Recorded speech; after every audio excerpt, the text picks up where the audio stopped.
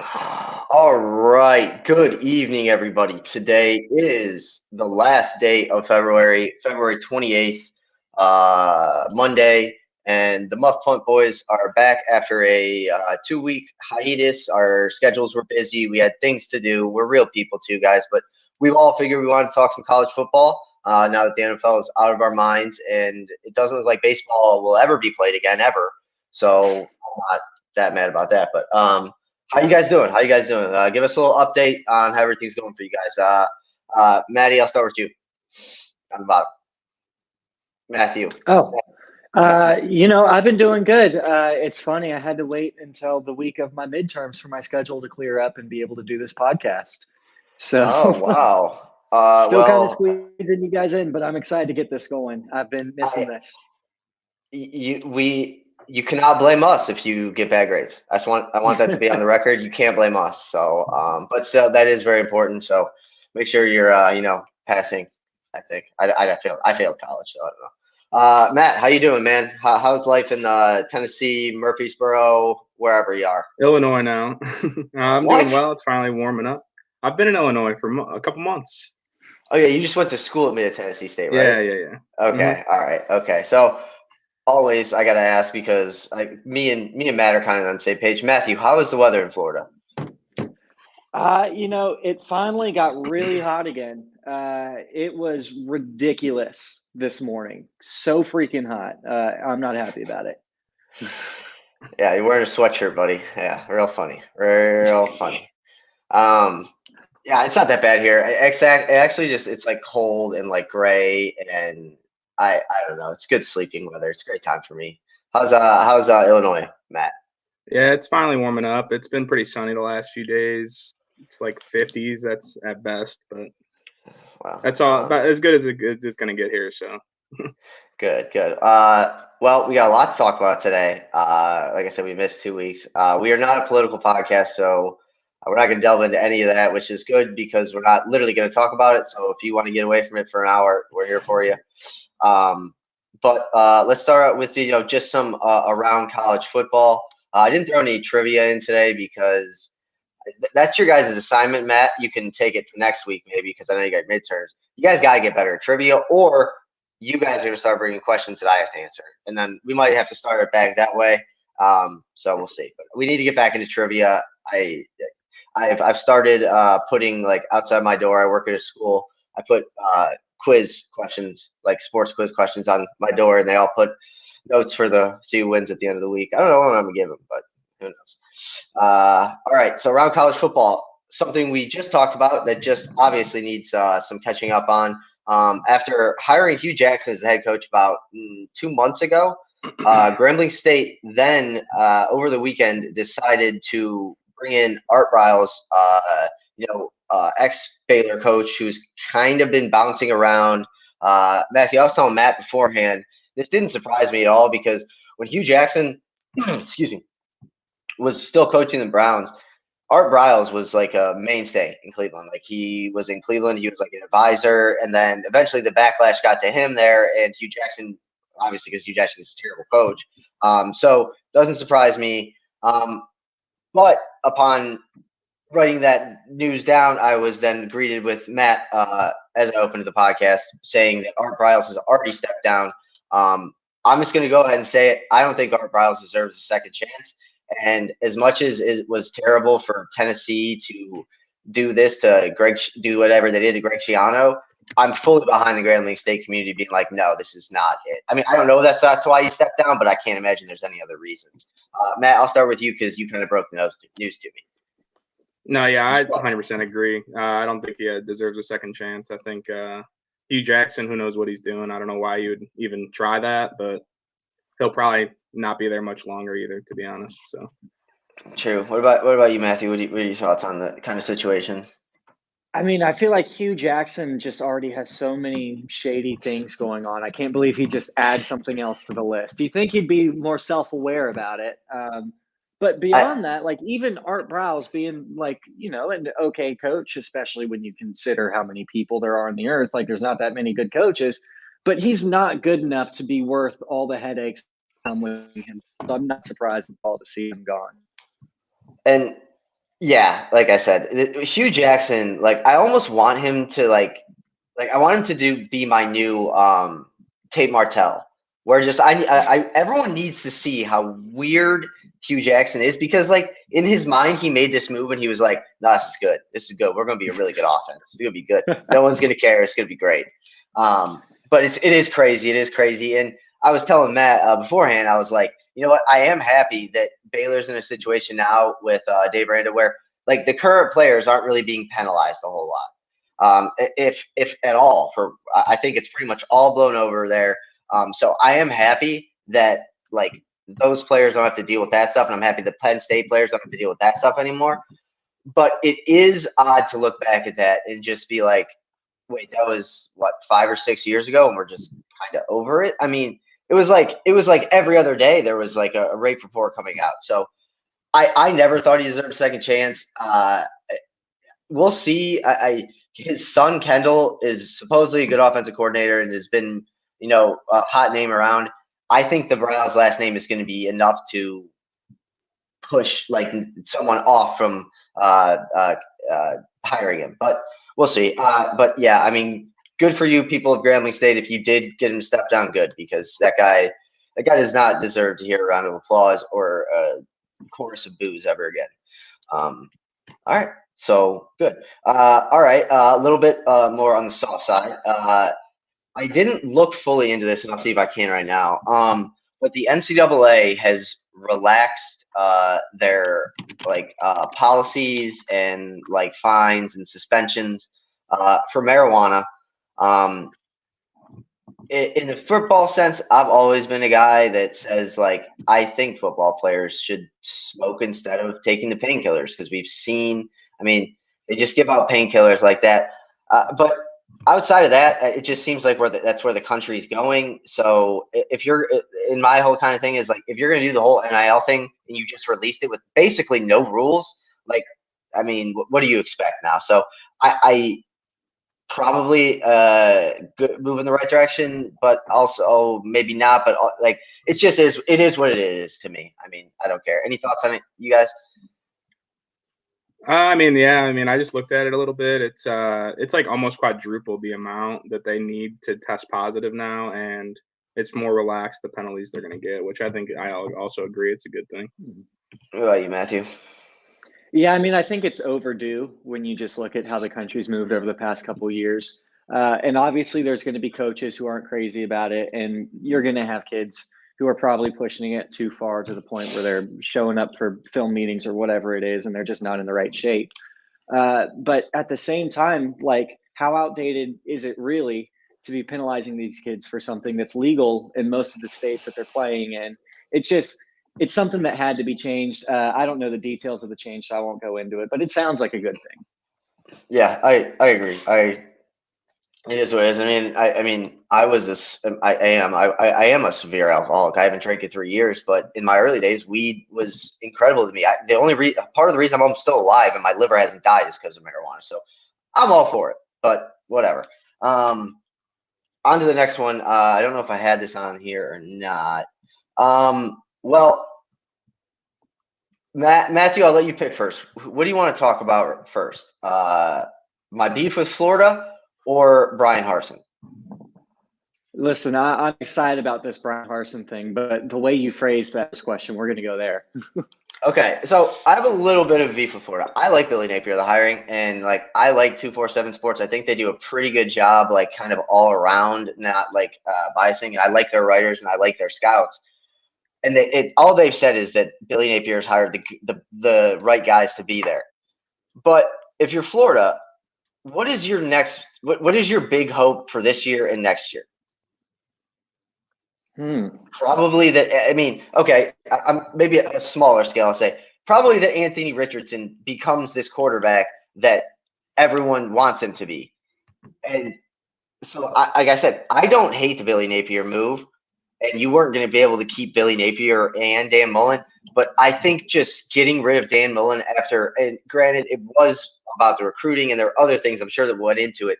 Getting rid of probably the best quarterback developer or proven one in college, or if one of the best in college, I just think they're going to look back on that and be like, that might have not been the best decision. And who knows? That might be the best decision for Florida going forward because maybe Anthony Richardson isn't the guy. But I don't know. That's just what I've heard lately, and I kind of agree. But I do like the Billy Napier hiring. So I'll give you the floor to you.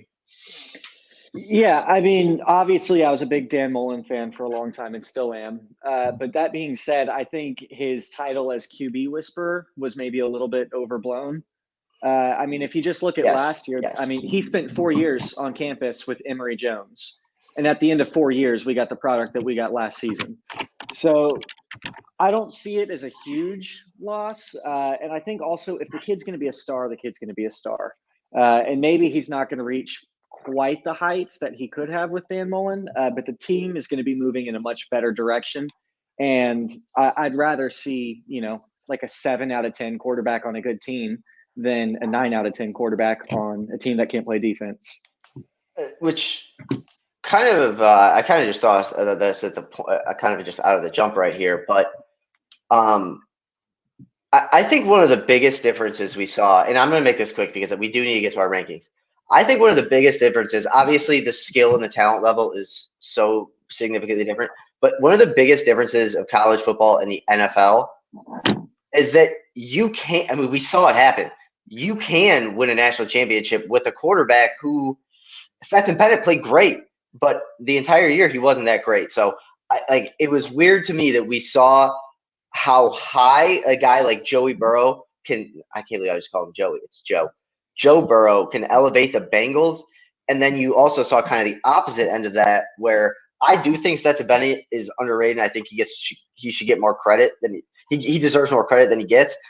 But I mean, it was kind of the polar opposite. Like every other week, people were calling for JT Daniels. I don't know. That was just kind of something that I thought of. And it's just weird because it feels like the whole year, and even the past decade, all we talk about is the quarterback. And I think you guys get what I'm saying.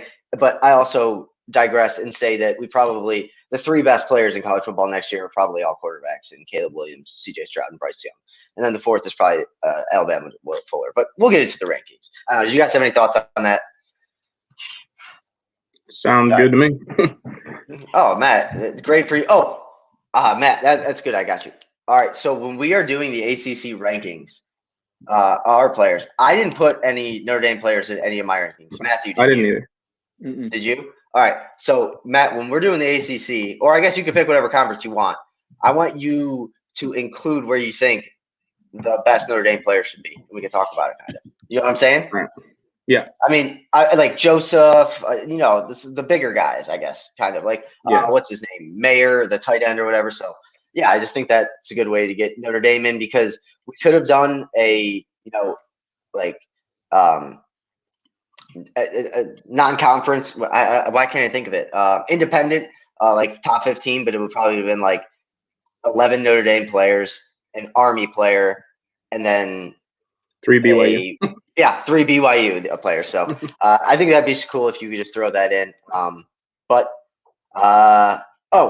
Before we get into the rankings, let's close the book on Bryan Harsin this year. What are our final thoughts, and just what do we think this year is going to be for him?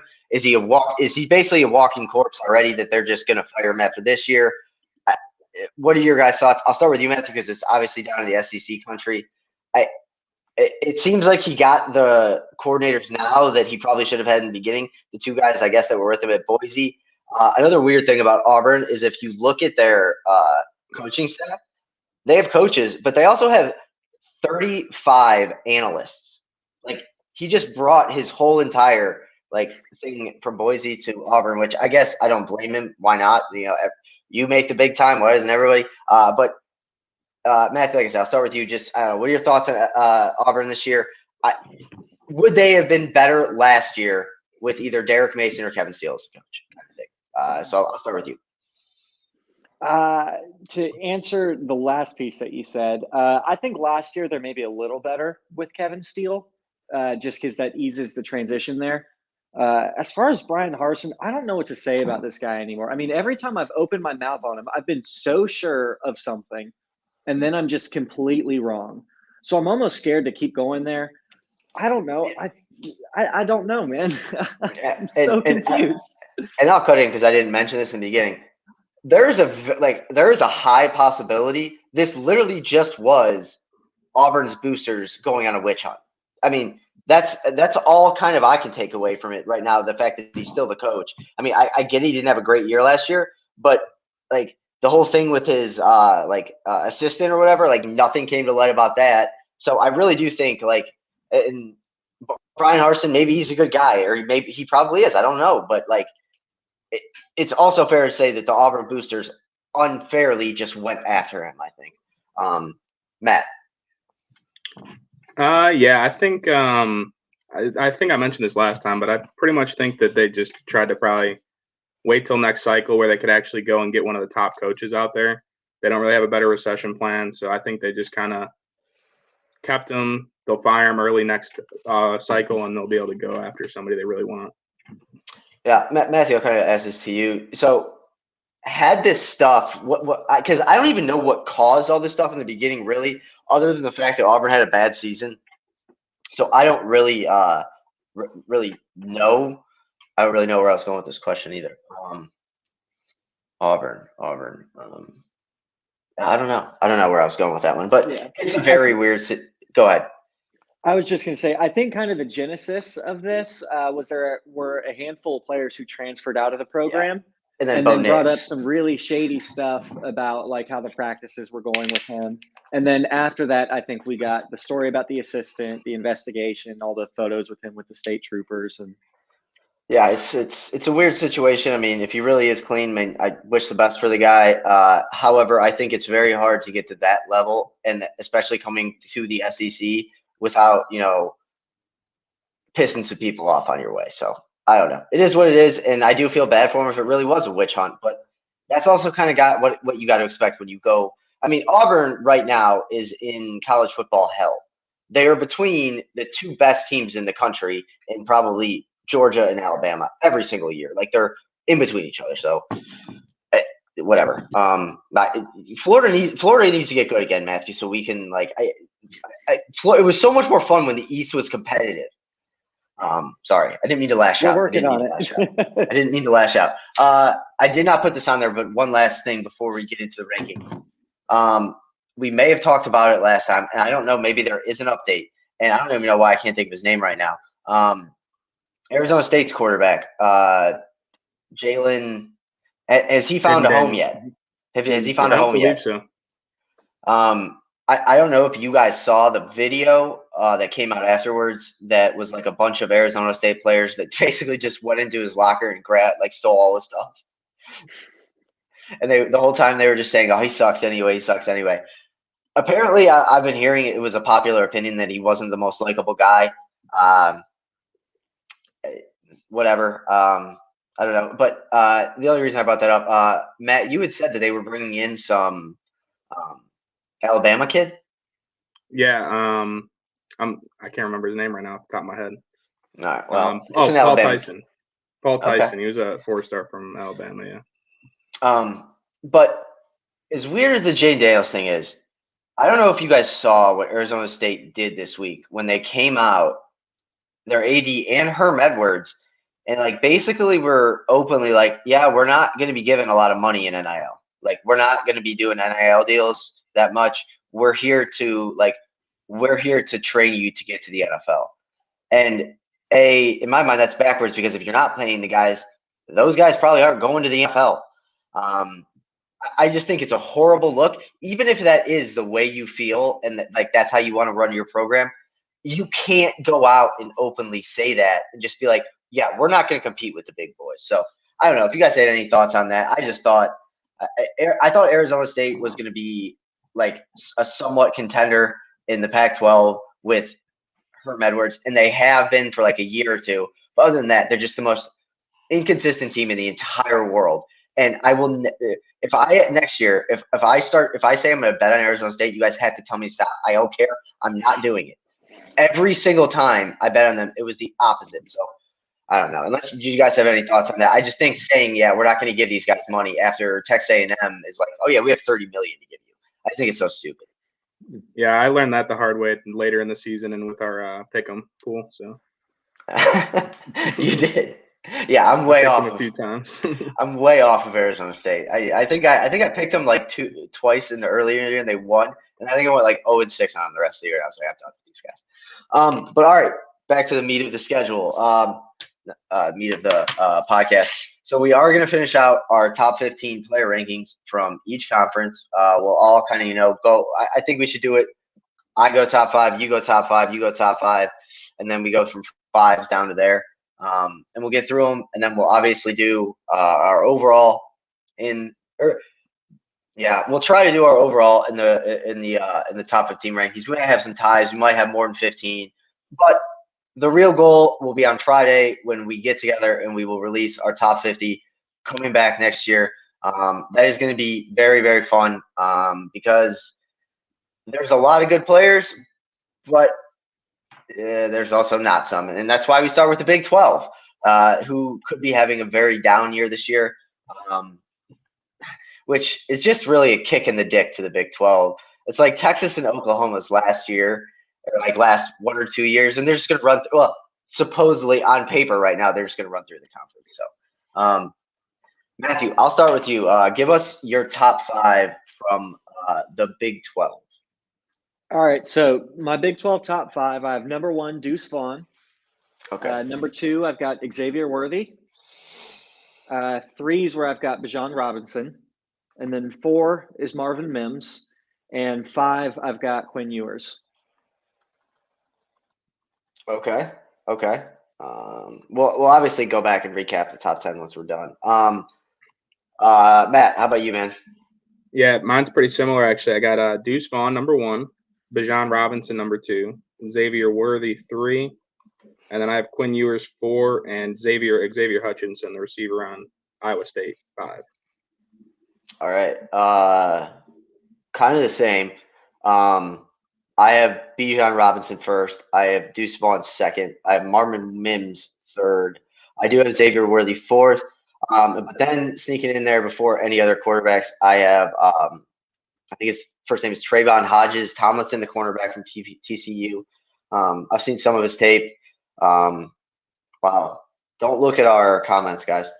It's real weird. We get that every once in a while. I don't know if you guys see it or not, but we get it every once in a while. It's very weird. I get it. I got it from my other podcast too. Xavier Worthy, and then I had like I said, Hodges Tomlinson. I think it's going to be interesting season at TCU to see what's going to happen with them. So, which do you? Sorry, I forgot to mention. Do you guys like Sarkisian bringing in Gary Patterson? I do. Yeah, You do. I hate it. I hate it for Sarkisian. If he has a bad year this year and another Texas legend is on that staff, I don't know. I think they're I overall for the Texas program, yes, I think it's very good. I agree. But for Sarkisian, if I'm Sarkisian, I'm looking over my shoulder every second. But that's just me. All right. So Matthew, we'll take you start at number 6 for you. And then take us down through 10. Down through 10 there. All right, so I've got Jackson Player from Baylor. I've got Cooper Beebe. I've got Jaleel Billingsley at 8, actually. Number 9, and I got to slow this one down if I'm going to say the whole thing right. Felix Onadike Uzomo, right around there. And then number 10, I've got Malik Knowles. Okay. We have a lot. I think you guys are on lockstep here. I think I am not in lockstep. I think I have a lot of different players than you guys. But go ahead, Matt. All right. I got number 6, Marvin Mims. Number 7, DeMarvion Overshown. Number 8, Dante Stills, the D lineman on West Virginia. Number 9, I got Dylan Gabriel. And number 10, I got Adrian Martinez. Okay. So 6, I have Quinn Ewers. 7, I have Dylan Gabriel. 8, I have another defensive back, Noah Daniels from TCU. 9, I do have Jaleel Billingsley. 10, I have another Texas defensive lineman, but I have Ochaun Mathis from the inside. On the inside, I mean. Okay. just quick pause. Who are Texas's receivers next year? Do you guys know? Outside of Worthy, I know they've got Isaiah Neyor. And they have Whittington, Whittington. Wyoming. Whittington. Okay, that's the name. For whatever reason, I knew that Whittington name. Okay. Cool. Matt, finish out your top 15, and then Matthew, and then Matt, and then me, and then we'll come together on our top 15, which could be more difficult than we think, I think. Matthew, start with you. All right. So 11 is where I've got Xavier Hutchinson. 12, I've got Will McDonald. 13, I crossed it out, but I didn't mean to, so I got to try to read through it. Alan Ollie so he was at TCU. He just transferred he's at TCU now. He was at SMU. And then I've got Isaiah Neyor, that New Texas wide receiver from Wyoming. And then 15, I had Devin Campbell. He's a 5-star center who's going to be a freshman at Texas this year, but I'm going to take him out and put in Adrian Martinez because I totally forgot about him. Okay. Matt. All right. I got the back-to-back TCU corners. I got Hodges Tomlinson 11, Noah Daniels 12. Then I got Jalen Redmond, D lineman on Oklahoma 13, Spencer Sanders 14, and Jeffrey Johnson, the Tulane transfer to Oklahoma 15. Okay. All right. So going down from 11, I said Archon Mathis. Okay. I have Eric Gray, running back from Oklahoma at 11. I have Demarion Overshawn, defensive end, Texas. I have Hutchinson, wide receiver from Iowa State at 13. I have Dante Stills, defensive end from West Virginia at 14. And then at 15, I had Wanya Morris, the tackle from Oklahoma. Okay. A lot of different names up there. If I'm trying to remember. All right. So I think we go. I think we should go Deuce Vaughn, Bijan Robinson 1-2, with Deuce Vaughn at 1 because I think you guys both had him 1, right? Mm-hmm. I have Deuce 1, yeah, and then okay. Robinson. I had 2. Yeah. So we'll go Deuce 1 and Robinson 2. You guys think Deuce Robinson has any shot at the Heisman? Probably not, because if he would have to do even more than what he did this year, and what he did this year wasn't even nearly talked about as a Heisman candidate. So, got you, Matthew. You think so too? Yeah, I don't think there's really much place for running backs to be winning it anymore. Yeah, and especially if you're not on one of the big boys, you know. So, yeah, I hear that. But he was, I mean, it is weird, and I can't think of the guy. It was maybe 3 or 4 years ago. Kansas State does get these ultra athletic, like super quick and small running backs like Deuce Vaughn, and then why can I not think of him? He's older. He's retired. I'll think of him later. But Kansas State, yeah, they always do. And then Robinson, I don't know. What are you guys expecting from Robinson this year? Probably a pretty similar year. I think they're going to throw a little bit more than they did last year, so that could end up actually helping him, opening things up. So, okay. All right. I don't know. You guys can one of you guys can throw a name out there for 3, and we can talk about it. One of you. I think we both had Worthy in the top. Yeah. I think Worthy next. Yeah. Matthew, what are you gonna say? Yeah, Worthy was what I. Okay. Xavier Worthy. Okay. Well, if we're gonna go Worthy at 3, I really like Marvin Mims at 4. That's fine with me. I mean, I had him 5 or 6, but I had Hutchinson higher. But you guys both had him higher than Hutchinson, so you guys were a little lower on Hutchinson. Okay. So yeah, he's fine at 4. Worthy, and then Mims, and I'll obviously get a graphic out or something out for all of these, but I think these are more to just get the names in, so we have our top 50. That's kind of what I'm saying. Like, we just got to keep bringing up names, if you know what I'm saying. So yeah, Mims at 4. Matt, who are you looking at 5 and 6 then? I was gonna me or him. Sorry. You. Yeah. Okay. I was gonna say Ewers would probably be the next one because I think we all had him in the top 5 or at least 6. Matthew, where'd you have him? I had him at 5. Okay, I have him at 6. I think I thought put it you'd in be the higher on him than I would. I don't really trust Texas. Like I don't know what else to say about it. It's like he's the number 1 pick, but he's going to like who knows what's gonna happen. Like I will say, I think the Red River rivalry is gonna be insane this year. Just because I feel like it will be more of a hatred rivalry this year, because I don't really think that Oklahoma or Texas are really going to be in the national title picture. So I think once they get to that game, it's just going to be like who's going to get the first blood against the other coach and against the other guy. So I'm excited as hell for that. And then outside of that game, I don't care about the Big 12. No, I'm just kidding. But there is not a lot outside of the Big 12. All right, so we got Ewers at 5. So our top 5: Deuce Vaughn, Bijan Robinson, Worthy, Mims, and Ewers. I think that would be pretty across the board, pretty somewhere like that. Matthew, who do you want to roll with at 6? Throw a name out there. At 6. I know this is the territory where you guys kind of have Dylan Gabriel. I left him off on purpose, but that's more just a UCF thing. That's kind of personal. That's fine. And you know what? I've got him a little lower than you guys, but you guys seem pretty high on Hutchinson. So I think do he like could be a good Hutchinson. candidate here.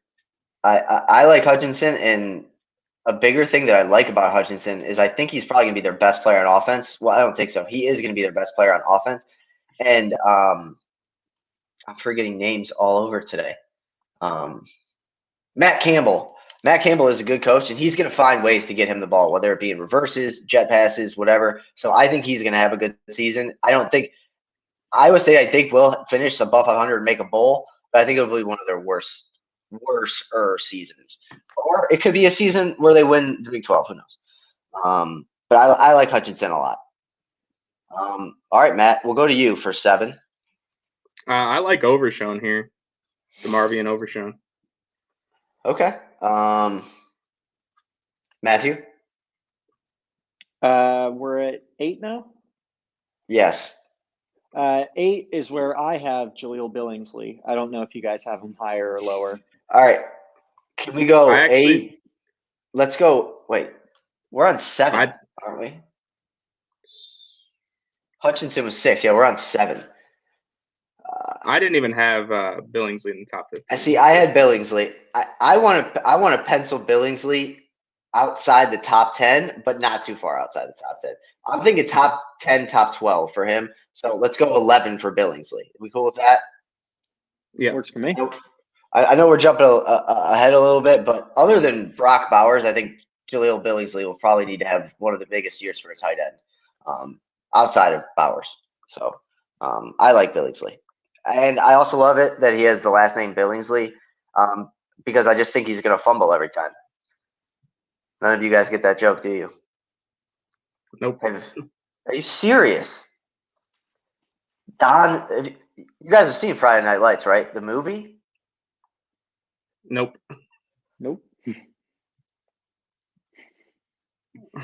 I saw the first episode. Quarterback got hurt. It's a movie. It was a movie before it was a show. I love it. You know what? That's fine. We're going to have an episode this summer where we're going to talk about some pop culture things, and it'll be a good episode for everybody. I'm not going to lie. I am shocked that neither one of you seen that movie, but whatever. Billingsley is a running back in the movie, and he fumbles all the time, and his dad beats the hell out of him for it. But whatever. Okay, so Billingsley. All right. Off topic, quick.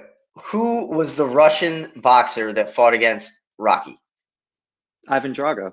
Okay, thank you. All right, Matthew, you get a little bit of points back. Matt, I didn't mean to jump ahead of you, Matt. I didn't know it off the top of my tongue, no, but okay. I could have gotten that if I thought about it. I wouldn't have been mad if you guys didn't get that because that's even a little bit old from my time. I asked my parents that and they didn't know, and I didn't speak to them for like 6 days, so that's fine.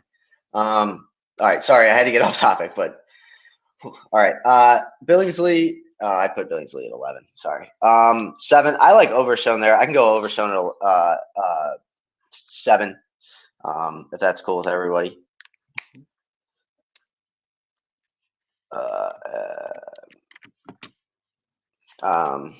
8. Where did you have Daniels ranked, Matt? Me, I had him 12 and Hodges Tomlinson 11. Matthew, do you have anyone to throw out there at 8? For 8, one guy I had pretty high that I don't know if either of you guys even had him on your list, but I had Jackson Player, the Baylor defensive tackle. I did not have him. I didn't have him on my list. Matt, definitely keep a hold of that name, though, because that's the one name that you can shove in all of our faces when he's the number 1 pick next year or something like that. You kept Dylan Gabriel off because you hate UCF. Yes, it's personal. I think I think Dylan Gabriel is a top 10 player in the Big 12, and I think he's up there for the best quarterback. I have no problem putting him in the top 10. Matt, what do you think? I have him at 9, so I'm good with him there. Well, we have 8 now. Yeah, I'm good with moving him up a spot if it's good with Matt. All right, if you're completely against that, Matthew, we will not do that. You guys can do it. I just don't want my hands on it. Okay, that's fine. I like that. I like that a lot. I like that's a great way to. Okay, I like that.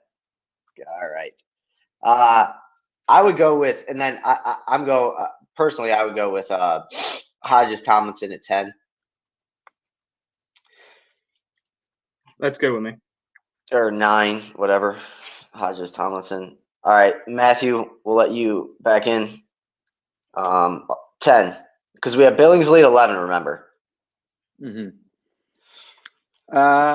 So 10, I've got a Kansas State wide receiver, Malik Knowles. Y'all don't have I didn't him? have him in my top 15, but I know who he is. I'm okay. I kind of forgot about him, so I'm not horribly Can we against that. Can we put him at 13 or 12?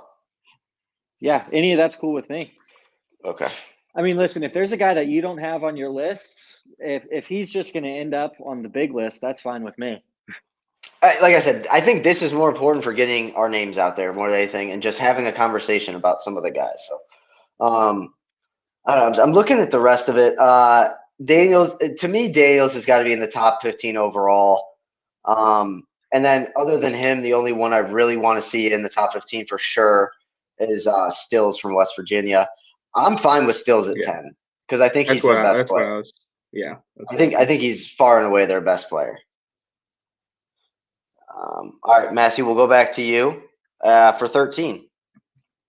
Jeez, I feel like I'm getting a lot of action here. The Big 12, I feel like it really thinned out really quick when we were making these lists. It did. I'm not even going to lie to you guys. For like the last 5 players, I just went to a 2023 mock big board and looked at the play. I mean, everyone's gone. Everyone's gone from the Big 12. I don't know what else to say about it. Everyone's gone. They're either at USC or I don't know. So I've got. Do we have any offensive tackles yet? I don't know. I don't have any offensive linemen. You had Wanya Morris. I did have Wanya Morris. Is that freshman from Texas gonna play right away? What's his name? Never mind. This guy might have been 2 years ago. I don't know. He had a twin brother. I don't know. I think we should put Morris in there. Let's put him in there at 15 unless someone else has a better offensive lineman prospect. That's fine with me. Yeah, who you got, Matt? Okay. I do have Cooper Beebe from Kansas State, but it's a coin toss for me. I like that because Kansas State, I mean, he's obviously more important to them than – yeah. So what's his name? Cooper Beebe, B-E-B-E. Is he interior or did he play some interior last year? Or is he a tackle? I don't think so. I just saw him listed as a tackle. I feel like he played interior. All right, whatever. That's fine. So he's a 15. Matt. Oh my God. Sorry, I thought I did close it out. Matt, I'll let you take 13 and 14. I just want to see at least one of the quarterbacks get in, either Adrian Martinez or Spencer Sanders.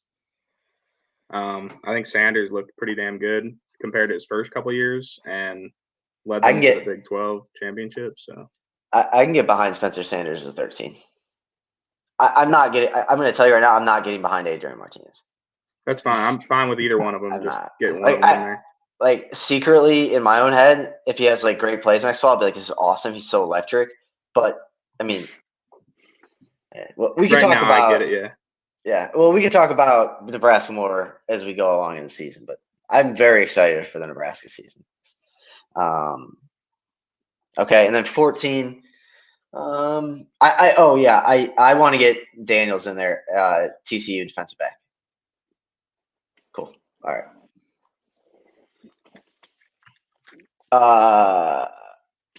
All right. So I'm gonna read. Who do we put at 13? Who do we put at 13? Oh yeah, Sanders. All right. So here's our top 15. Deuce Vaughn 1, starting off the running backs. Deuce Vaughn, Bijan Robinson, 1 and 2. Xavier Worthy, Marvin Mims, 3 and 4. The two receivers from the rivals. Quinn Ewers at 5, the true freshman. I think. Well, yeah. So far, wait. Do we have any true? No. Well, he's not a true freshman. Never mind. Hutchinson from Iowa State at 6. Overshone from Texas at 7. Dylan Gabriel at 8. Hodges Tomlinson at 9, paired with Daniels, also another TCU defensive back who's 14. Dante Stills at West Virginia. I wonder if he's rated to the Stills at North Carolina. Jaleel Billingsley 11. Malik Knowles at 12. Spencer Sanders at 13. Like I said, Daniels 14, and Cooper B at 15, offensive tackle. All right. Any final thoughts on that? I don't know. Who has the most to prove in the Big 12 this year? I know I put this on the outline above it, but I think this is a better spot to ask it. Which new coach, and then what player, whether it be a returning player or a transfer portal player, what coach, what player has who has the most pressure on him, coach and player? Matthew, I'll start with you. I'm just going to say the Texas program as a whole. Oklahoma, they've obviously had a little bit of a comeback. They've made the right coaching hires and things like that. But at the end of the day, this is Texas's chance right here. Their offense is just loaded. I mean, we had like 4 or 5 different guys in like our top 6 or 7 just from that offense alone. And that's all that really matters in the Big 12. So if they can't get it done this year, it's a big year for Sark. I think it's a big year for Ewers as well, having transferred. So I'm just going to say Texas as a whole. Matt, do you have a different take or kind of the same? I could have gone that direction, but I'll go with a different one. I don't know how much pressure there is on him because it's not like he's going to get fired after year 1, but Lincoln Riley, I think, has a lot of pressure on him. And then his former in the Big 12. In the Big 12. Oh, we're staying in the Big 12. Yeah, okay. Yeah. That's why I wrote this down. I wrote 2 things down earlier, and that was one. No, okay. Yeah, I said my fault. I put it above it, and then I just figured it's better to ask it for each conference. So then I'd have to stick with Texas. Yeah, I don't see anyone with more pressure on them than them.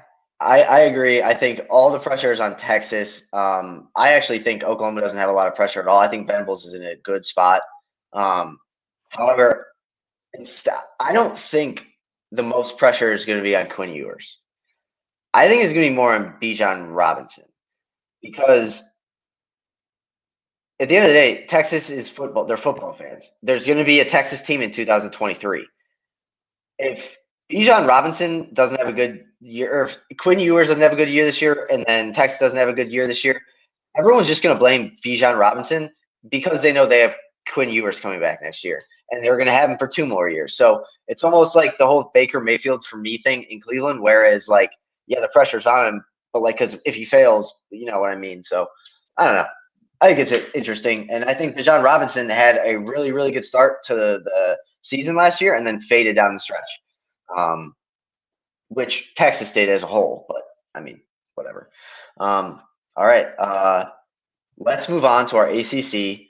All right, before we get into the ACC, obviously the Big Ten, SEC are 1 and 2. Rank the ACC, the Big 12, and the Pac-12. 3 through 5. ACC, Pac-12, Big 12. Matthew? I'm close. Believe it or not, I would have laughed myself out of the room if I had heard me say this like a year and a half ago. But I might actually have the Pac-12 out front. And then I think so too. I think I have the ACC, and then I have the Big 12. The Big 12 is bad this year, and I think we all talked about it on the text message beforehand. The Big 12 is very down this year. The ACC, I feel like it's another year where Clemson just bounces back and beats the hell out of everybody. I hope that's not the case, but and if you look out west, you have some hope. You obviously have hope at USC. Chip Kelly's entering probably his biggest coaching season of his career this year after finishing the season strong last year and bringing back his quarterback this year. Arizona has gone out and done very well in the recruiting trail, basically because they're just doing what people should be doing, throwing money at people. So I think you could have a lot like late night Pac-12 good games next year. And I think that will be awesome because we haven't had those in years. But with that being said, let's move down to the weaker of the Southern conferences, the ACC.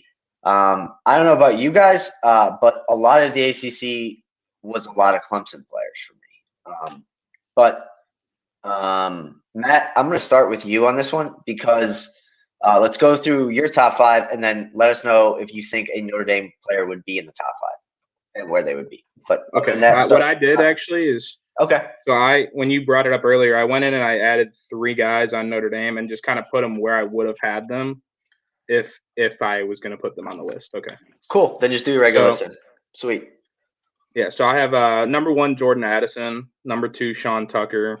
Probably no surprise right there for me. But number 3, I got Brennan Armstrong, quarterback on Virginia, coming back. And then I got a couple edge rushers. I got Miles Murphy on Clemson, and I have – I'm going to try not to butcher this name, Habakkuk Baldonado on Pitt. And then one Notre Dame guy. One Notre Dame guy I would have had on there. I think Michael Mayer would have been probably number 4 for me after Armstrong. All right, cool. All right, I mean, he's oddly enough, I never hear about Notre Dame tight ends in college. Maybe it's just because I don't pay attention to Notre Dame that much. No offense, Matt, but yeah, whatever. They always come out and they're always big, and the best part about Notre Dame tight ends, and this is probably because why you get offensive linemen to come out of Notre Dame, they block really well. So he looks to me like he's going to be a pretty high pick. Also, I don't know if you knew this, Matthew, but Matt, we have a big date this year. Are you talking about Notre Dame, Ohio State? Yeah. Oh, yeah. I didn't. Week 1. Yeah, Notre Dame. I didn't know they were playing week 1 until I finally looked at the schedule for next year and looked at the top games. Week 1. It's at Ohio State, right? Or is it neutral? I'm pretty sure it's at Ohio State.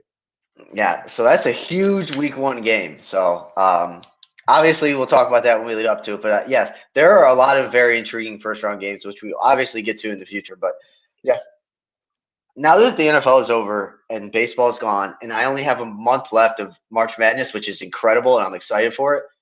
I'm ready for college football to just come completely back. I wish the FCS was having another spring season this year. But that's just me crying about football more. Sorry, guys. Matthew, let's go to your top 5 in your ACC. So mine's a little different. I've still got Jordan Addison at number 1. Number 2, I'm even looking at this and souring on it. Number 2, I've got Sam Hartman. Number 3 is where I've got Brian Breesy. Number 4, I've got Kalijah Cansey. And number 5, I have Trenton Simpson. Okay. Okay. It'll be good talk. Here's my top 5. At number 1, I have Brian Breesy. At number 2, I also have Sam Hartman, the quarterback from Wake Forest. Number 3, I have Addison. Number 4, I have Miles Murphy. And number 5, I do have Tucker, the running back from Syracuse. So kind of stepping on your boots there, Matt. My apologies, but I just cannot wait to read his tweets this year. All right, so I think we all 3 of us had a different top player. It may be just because we think about the best players differently. Like I think Brian Breesy is the top NFL prospect in the ACC, one of the best in the country. So I think he's the best player. That's for me. But I don't hate Jordan Addison. My only issue with Jordan Addison is, and yes, I know Keaton Slovis came in. I hope they can get him the ball enough because he is very good. They should be throwing him the ball. If they throw the ball 20 times, 10 should be targeted at him, in my opinion. And then 3, who do we all, third guy? Oh, Hartman. It was tough. I'm not going to lie. I looked at all the quarterbacks in the ACC. I mean, I know, Matt, you've been on this. I mean, do we think Klubnik is going to play next year? I think he will. I think at the end of the day, he's going to win that job. I think he will too, and I think he's good. I just don't think he's elite for the ACC just quite yet. He might be, but something like that. And then, I mean, North Carolina's got nobody. They have Drake May, who is going to be a freshman, but that's not much. And then, Sam Hartman's the best quarterback in the ACC right now. I'm sorry, he is. And I was reading an article on their offense, and they described Wake Forest offense insanely well. And they were like, they hold the ball for 15 seconds on their RPOs, and it is the most frustrating thing in the world. I don't know if you guys ever watched a Wake Forest game this year, but literally on their RPOs and their zone reads, they just hold on to it for like 3 seconds, and it is just, yeah. All right. But, Matt, let's go back to 6 for you.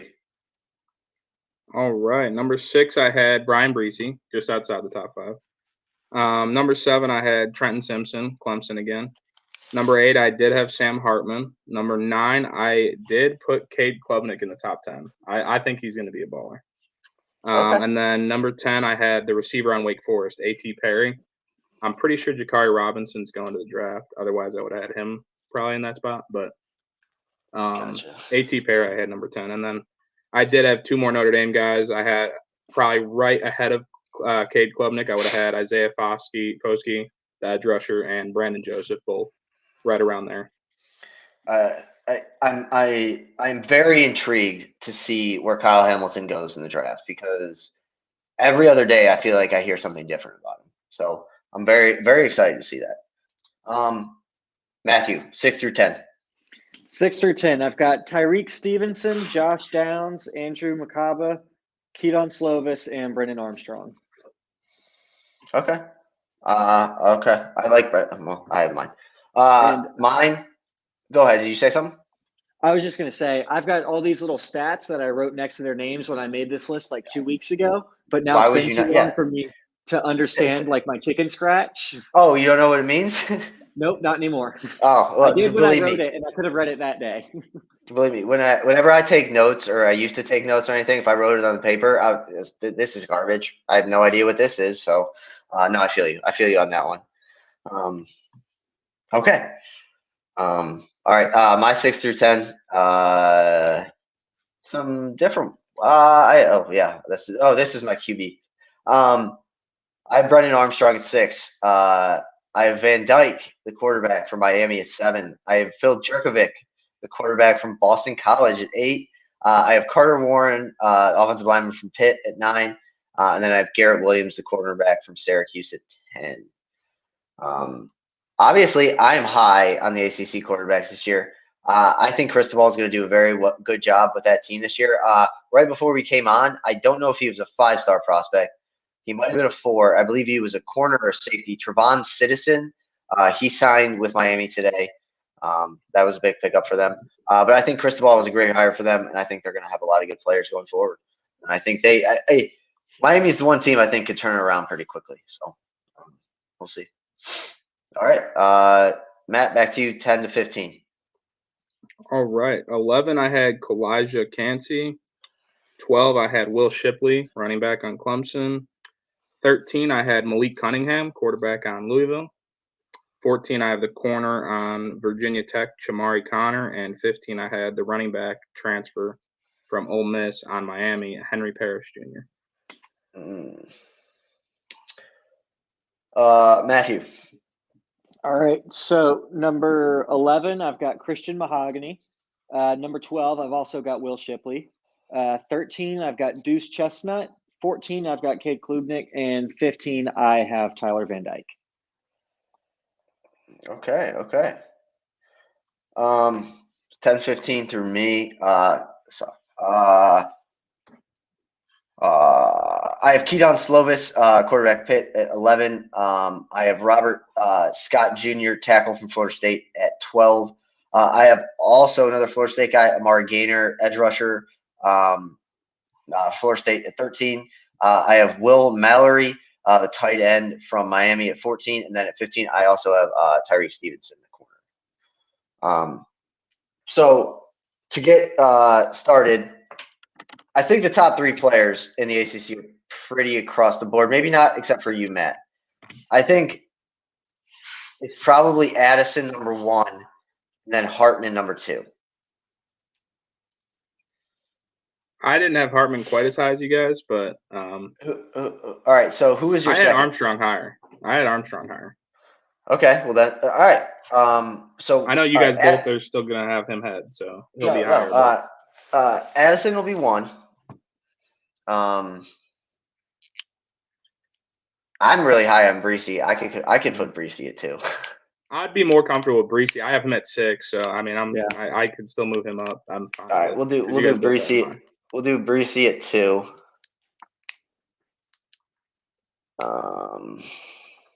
And then obviously I thought the other one was kind of unanimous. It wasn't though.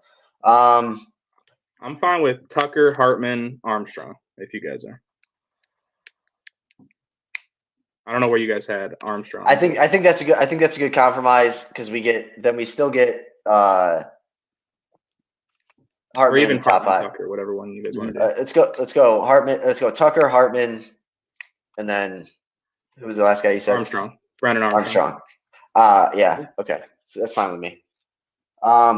What do you, just real quick, Matt, what are your expectations for Armstrong, especially with again, I'm terrible with names. Yeah, Tony Elliott. Yep. What are your expectations? Yeah, I mean, I don't know. It worries me because Clemson's offense was so terrible this year, and he had Trevor Lawrence for 3 years. So, like, was it Trevor Lawrence? Was it all Trevor Lawrence, or was it him? We'll see. But Brendan Armstrong had an insane year. So, I mean, if he's at least what they think he is, then Armstrong should have just as good, if not an even better year. So, yeah, I kind of just thought of this right now, but I'll kind of bring it up. I kind of think the ACC this year might be more of the big, like how the Big 12 has been played the past couple of years. I think there's going to be a lot of offense. Do you guys agree? Like, I feel like even last year, Virginia without Tony Elliott was putting up like 55 a game. UNC is going to be able to score no matter what. So I think the ACC. I don't know if it'll be as competitive as it once was, but I think it's going to be exciting. I think there's going to be a lot of big plays. All right, let's start with 6. We don't, other than Breesy, we don't have a defensive player. I had Miles Murphy in my top 5. I did too. What about you, Matthew? That's fine with me. If you guys both have him in your top 5, let's put him there.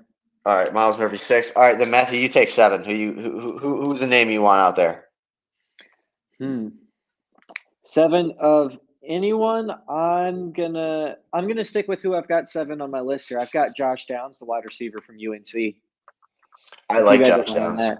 I like Josh Downs. I think I think the big thing for Josh Downs is I think he's going to be the number 1 target this year, and I think he's going to be get it, like a lot of the targets. I said that weird. God, whatever. You know what I mean. Matt, let's go to you for 8. All right, I like the edge rusher on Pitt. I still had him in the top 5. Baldonado. Okay, I can live with that. Baldonado. Yeah, only if you can say his name 3 times fast, though. Oof, I'm out. All right, he's out then. Okay. Matthew, what about you for 9? I'm trying to see if I want anyone to get in here. Is anyone dead set on getting another quarterback in the top 10? I'm fine with Klubnik or somebody else even that's just making it in the bottom 5 there. Probably a couple of them, honestly. I did have Phil Jurkovic too high.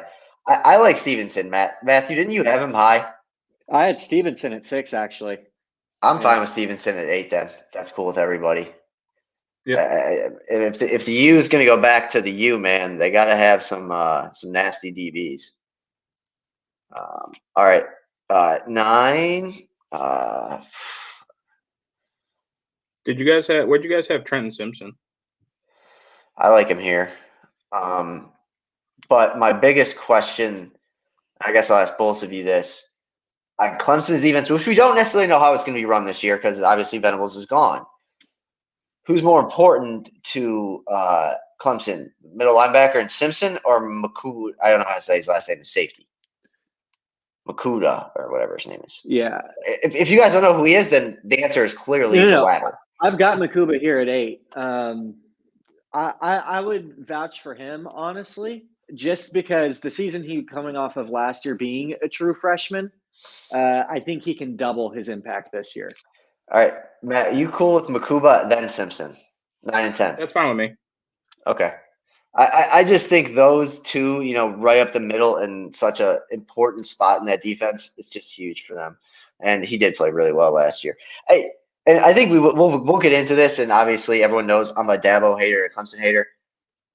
If you go back and look at Clemson's season last year, it wasn't that bad.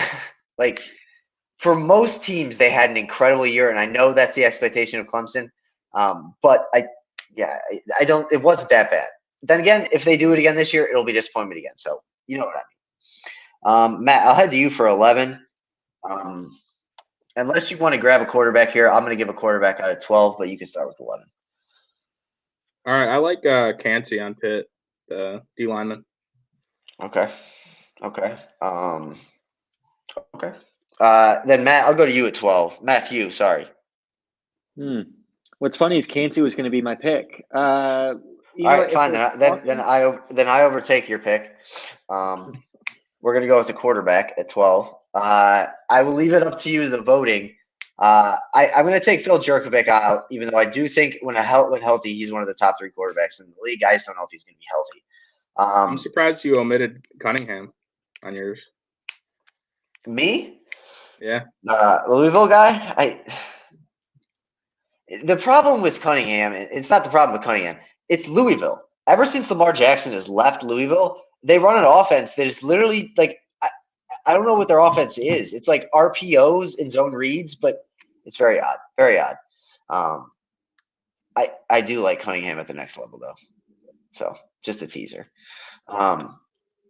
All right, yeah. So I'm probably more here. I'd rather go with Slovis over Van Dyke just because he's had more experience. But I think we should go with Slovis. But I wouldn't be surprised if the other guy has a better season than Matthew 13.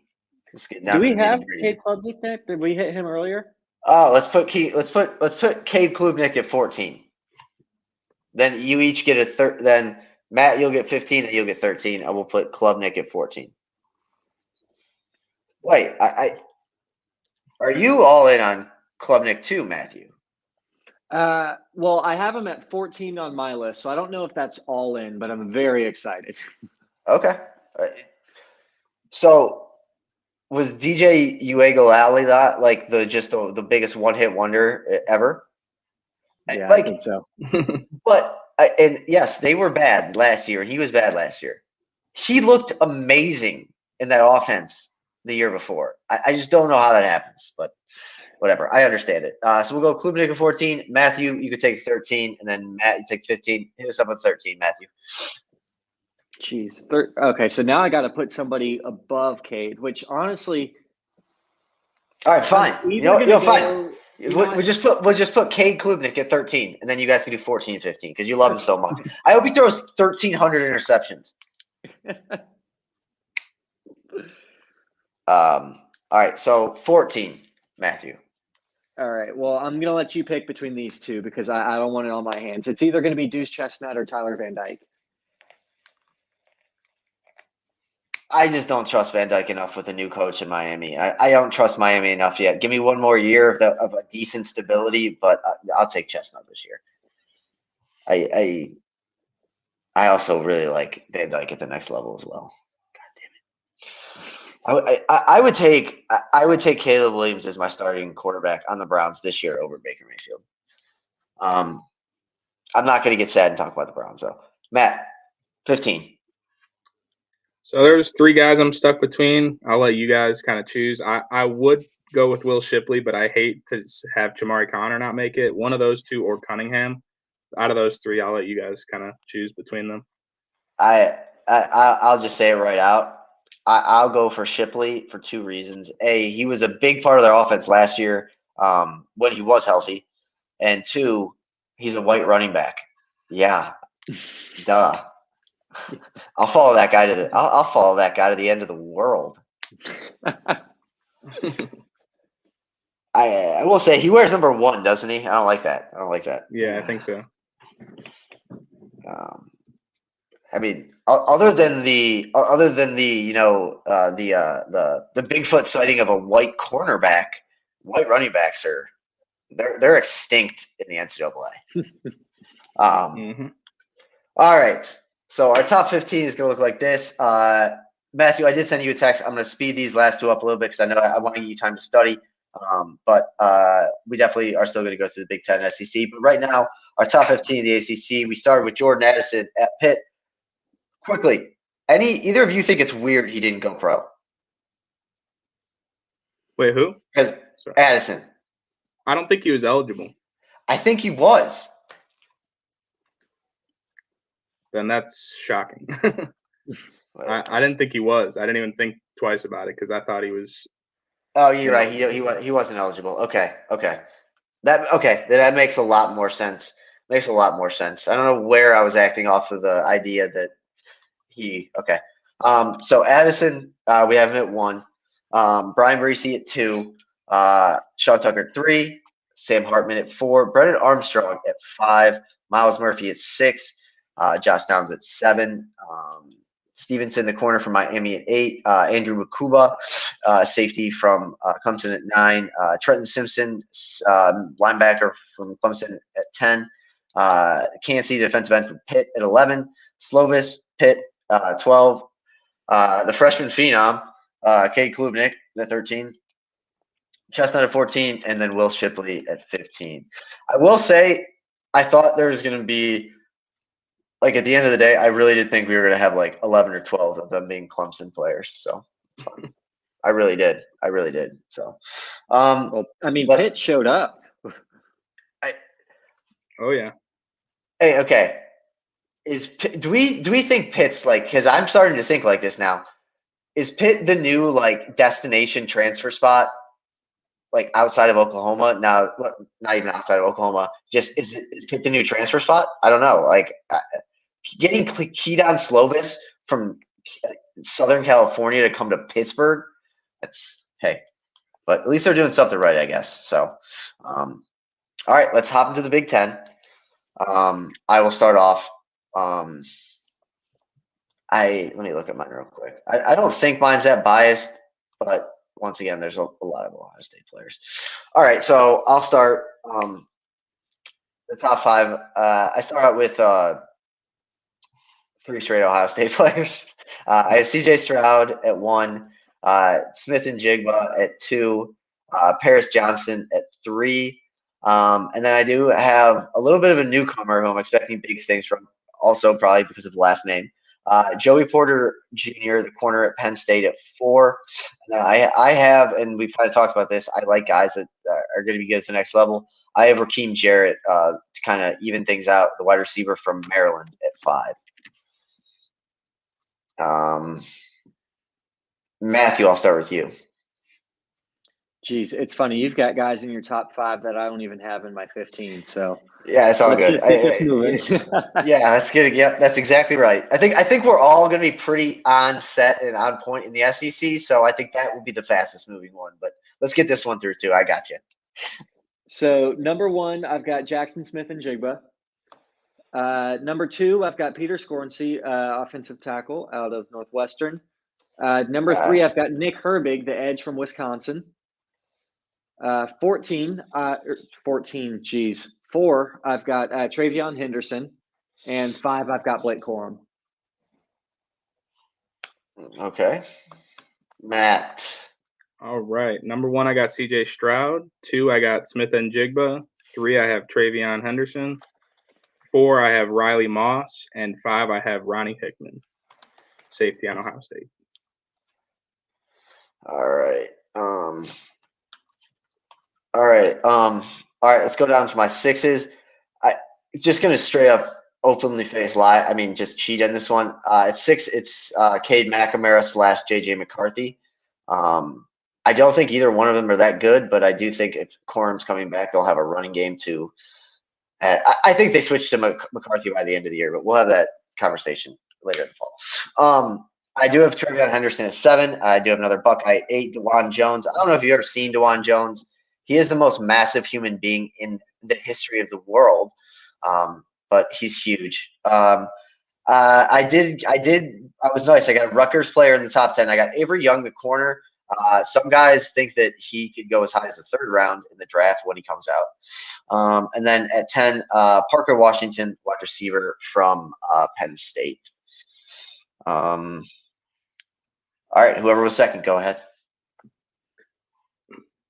All right, so number 6 is where I've got CJ Stroud. Number 7, even though I have him as my Heisman favorite, I'll just let that be clear.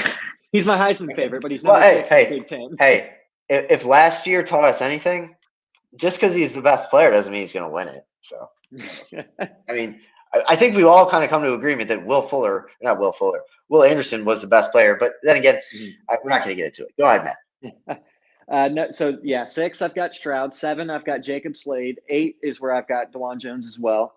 9, I've got John Michael Schmitz. And 10, I've got JJ McCarthy. Okay, Matt. I think I missed the guy that you guys both mentioned. What is it? DeJuan something? DeJuan Jones, DAWAN. I completely blanked on him, I think. I mean, he's like the most raw offensive tackle prospect ever. He's just humongous. All right, number 6, I got Blake Corum. Number 7, I got Jaden Reed, receiver on Michigan State. Number 8, I have Marvin Harrison Jr. Number 9, I have Braylon Allen, running back on Wisconsin. And then number 10, I have running back Mohamed Ibrahim on Minnesota. All right. All right. So 11 for me. I have Talia Tagovailoa, to his brother. 11, or that was 11. 12, spread it out a little bit. Tiawan Mullen, the corner from Indiana. And then 13 to 15. I do also have Mohamed Ibrahim, Minnesota 13, Blake Corum at 14, and then I have Marvin Harrison Jr. at 15 for Ohio State. Matthew. You guys probably saw how upset I was with myself a second ago. As a Colts fan, the fact that I couldn't think of Marvin Harrison Jr. for my top 15. It's all right. It's frustrating. Wait. I mean, he's played in one game. Well, okay. Fair he had point. 3 touchdowns in that one game, but yeah. But yes, if we'll get him on the big board. That's all that matters. So 11, I've got Riley Moss, much lower than you guys. 12, I've got Nick Singleton. 13, Sean Clifford. 14, PJ Mustipher, and 15, Jair Brown. And yes, my last 4 players are all at Penn State, and I just now realized that. It's fine. I completely forgot about Riley Moss. Completely forgot about Riley Moss. So that's on me. Matt. All right. I got 11, Zach Harrison. 12, I have Sam Laporta, the tight end on Iowa. 13. This is more projectile, but I think Andrew Anthony on Michigan, the receiver, is going to be a stud this year. I have him 13. And then 14, I had JJ McCarthy. And 15, Talia Tagovailoa. I mean, so let's just let's go to this the top 15 here. If we want to go faster, I think one good way we could do is just like 1, 2, 3, 1, 2, 3 in order. Just like each putting them, like I'll pick 1 or something, and then you pick 2, you pick 3, and it'll go faster. That's fine. And then if someone really disagrees, just put your hand up, and we'll have a friendly debate. I'll start at 1. To me, it's either CJ Stroud or Jackson Smith-Njigba. Your call. I too really don't like CJ Stroud, so I will go. I'm fine with Njigba for sure because I do think he is the best. I think he's the best player. we'll have to see who shows up on defense. But I mean, that perform. So we'll go Jackson Smith and Jigba first. Do you want to go second or me, Matt? Someone should go ahead. Matthew, go. Oh, okay. Jeez. Okay, so this is where I've got Peter Skornsky, but I don't want to piss you guys off that much. It's a little hot. Actually, I do. I want him. Okay. And you went with Smith and Jigba, right? At 1? Yeah. All right, I'll go CJ Stroud, 3. All right.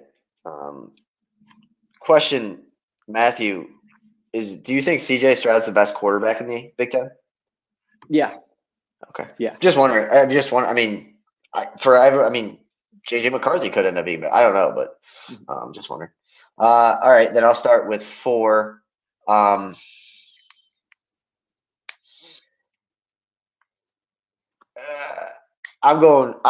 putting Raheem Jarrett. I like Raheem Jarrett.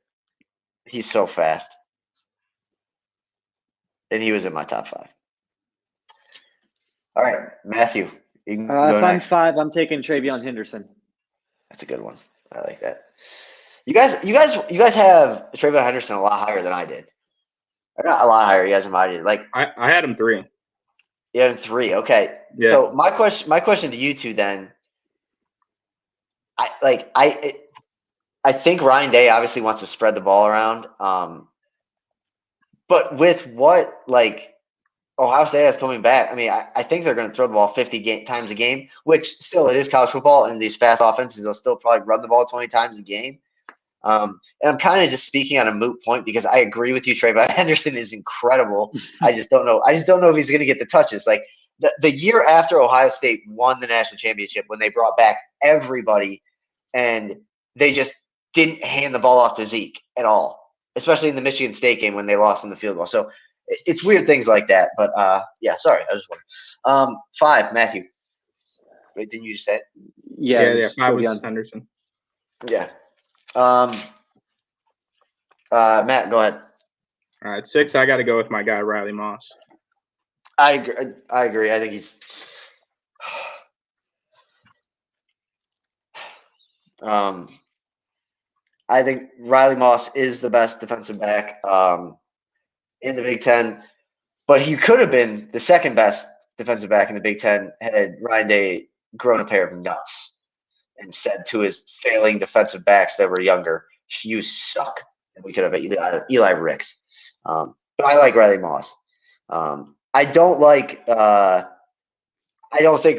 think scouts are going to like Riley Moss at all. I think Iowa plays a ton of zone. Yeah, I mean that's what happened with Josh Jackson a few back. I mean he ended up going 3rd round, I think, to Green Bay, but he had 6 picks or whatever his last year. Yeah, I think they play a lot of zone, so I like Riley Moss. So 7 is me. I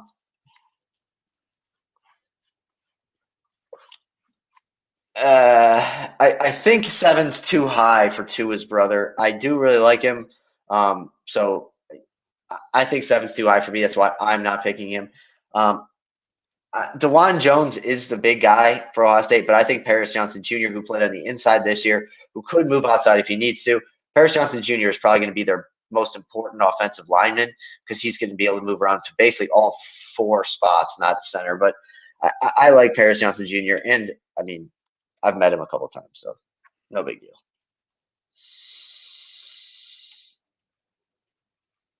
Yeah, the weirdest thing for you guys is if you've never seen me in person, so you don't know how short I am. Seeing me next to a 6'7" guy, it's pretty striking. But I like Paris Johnson. 8, Matthew.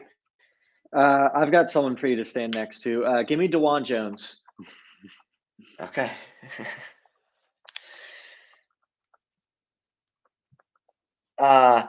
So I didn't bring this up earlier, and I apologize.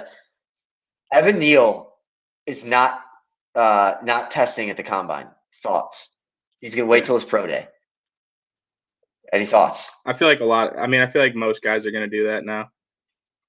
I mean, that's where it's been going since last year when they kind of all got their workouts done at the pro day because there was no combine.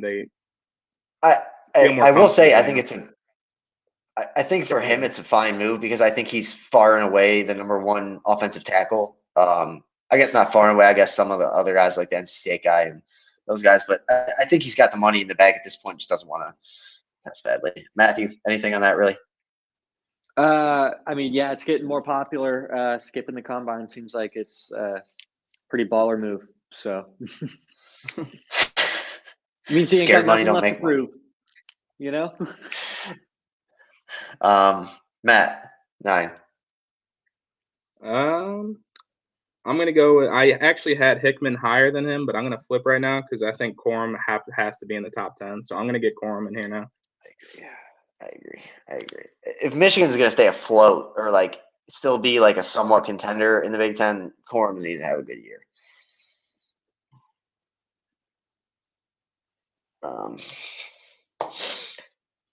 I like your Hickman, and I do think that he's going to be utilized very well in Jim Knowles' defensive scheme because he's basically he's the hybrid linebacker safety that everyone wants, except he can also cover a little bit on the slot. I do think the change of defense will hurt him a little bit in the beginning, but I do think he's going to be really good. And he probably was their best defensive player this year.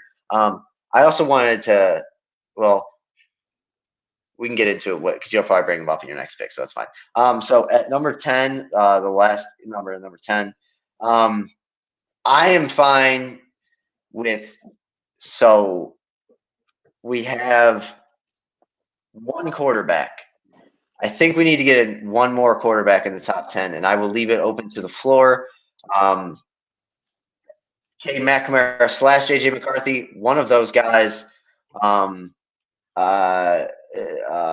Who's the other guy? Tua's brother, Talia. Anyone or Sean Clifford. Anyone that you would like to see the top 10?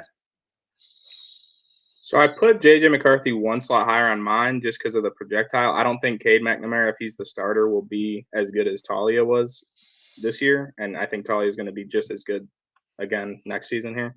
So I'm more comfortable putting Talia than either of the other two. Matthew? Yeah, so it's funny. I actually didn't have Talia on my list just because I didn't even think about it. Please, nobody mention the fact I just said whist. But he's kind of like the college, like Russell Wilson in a sense. Like the first 4 or 5 weeks of the season, he's just absolutely incredible. And then he just kind of fades away from all those conversations. But maybe this year he can stretch it out longer. We just haven't seen it yet out of JJ. So I'm actually going to go Tagovailoa for this one. All right. 11, Matthew. Get your words together, man. Come on. Well, this is about as lazy as it gets. Give me JJ. Okay. We'll put them back to back and let them know what order they're in. Yeah, I'm sure they're good. I'm sure they're watching right now. Yeah, they left those comments, didn't you see? Yeah.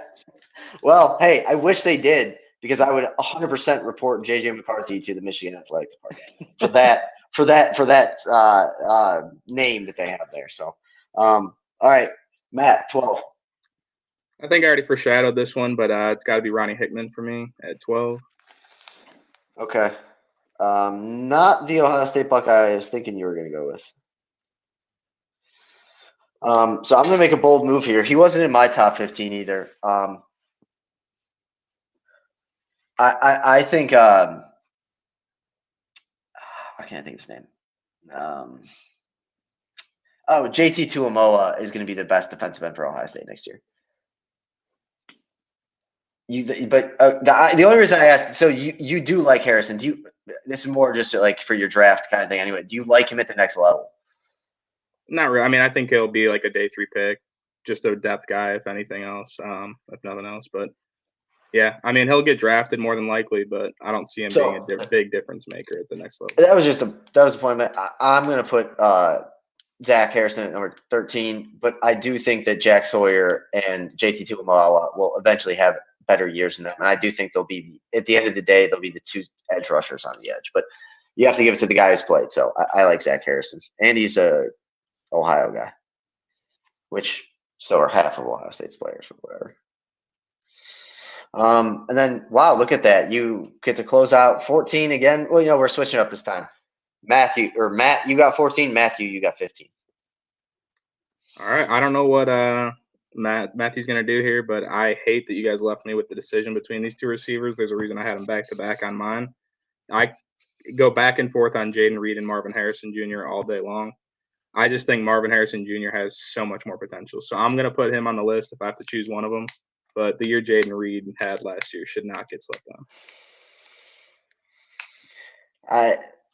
I agree. I think the way that I don't think they'll do it every time, but if you put Jackson Smith and Jigba and Marvin Harrison on the same side, how do you cover that without at least double teaming one of them? So, and the weirdest thing is, Matthew, you said you were a Colts fan. I remember Marvin Harrison being like this. I mean, he was only like 6'1", and he was pretty skinny, right? Mm-hmm. I mean, his son is 6'3". He looks like he's huge. So I'm all in on Marvin Harrison. I did not think the weirdest thing about the Ohio State receivers is Julian Fleming could come out of nowhere and have the best season of all last year, and I wouldn't be surprised. He was the number 1 overall recruit 2 years ago. So they have a lot of talent. But yeah, all right. Matthew, 15. It's a little weird that we got here without a Wisconsin running back. I feel like that should be like an annual thing. But I am going to go running back, and this guy has not played a snap of college football yet. But Nick Singleton, he's the number 1 running back in this class. He's a 5-star, obviously. He's at Penn State this next year, so we'll throw him a little mention at 15 if it's cool with you guys. It's fine with me. Yep. Who was the guy you mentioned before him? Who did you say right before Nick Singleton? Oh, just Wisconsin running back. I didn't give it. Yeah, I do think Braylon Allen is going to have a good year. I do think we're also getting to the point for Wisconsin now that they just can't steamroll everyone. They need to find a competent quarterback at some point, in my opinion. And I don't know if that's this year. I don't know if that's Graham Mertz or whoever it is. And it's still worked up to this day, but it's going to hit a wall at some point, I think. And I don't know if that's sooner or maybe later. I don't know. But it's going to hit a wall where teams are just going to be like, oh, yeah, we'll put 10 in the box. So, but we'll see. All right, let's get to our SEC, which I think probably would be the most straightforward. But, I mean, let's all be honest. Outside of C.J. Stroud and Jigba, those really special guys from the Big Ten, the ACC, maybe Vreese from the ACC, and then maybe Mims from the Oklahoma. The top 15 player, these top 15 SEC players, are probably all top 25 players in the country. So I will let Matthew start with one. Instead of reading our top 15, I think we're just going to do this. You pick one, Matt picks two, I pick three. And then we talk about it. If we agree on 1, 2, 3, then we just keep going and things like that. And you are the SEC guy, so light it away. Who's number one? I think this is a topic to be debated, in my opinion. So you can start. Well, this won't shock you guys. You guys know how I feel about him. I've got Will Anderson as number one. Okay. I also have him number one. So. Well, that doesn't matter, Matt, because you're picking two. I know. I'm just agreeing with his pick. It's a lead in my number two pick, Bryce Young. Okay. So I get to pick. I didn't think this one through. I have a problem with that. I mean, I'm fine listing him like that because I think maybe, but probably they'll be like that on the top 50. But and I know I did the whole thing earlier about the quarterbacks in college not being as important. Bryce Young plays the most important position in the entire world, and he played it for the best team last year. I just think that when you're looking at the MVP of the team, I think it's Bryce Young. But is it best players or most valuable players? Who do you think is going to have a better NFL career? Bryce Young or I can't tell you. Like, usually I could say that, like, I think Will Anderson's going to be a very good edge rusher. I also think Bryce Young could be a all-time quarterback.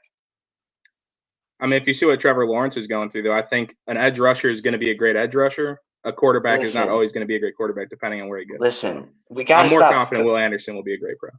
We got to stop comparing people to Trevor Lawrence. He sucks. He just is not good at football. No, I honestly, I'm not going to lie. My only hope is that it doesn't work out again for him this year and he retires. Because I will ride that train until I die. That he is going to retire at a weird time because he's just like I don't love football. But whatever. I just want I just like you said, Matthew earlier. I want my hands nothing on this. I think Bryce Young is the best player in the SEC, but we'll move on. And luckily, I get the third pick, which is the most important because it might not be an Alabama player. Let's see who I have. Oh, damn it. I do have an Alabama player, but just to spurn you guys, I'm going to go with a Georgia player. I'm going to go with Nolan Smith.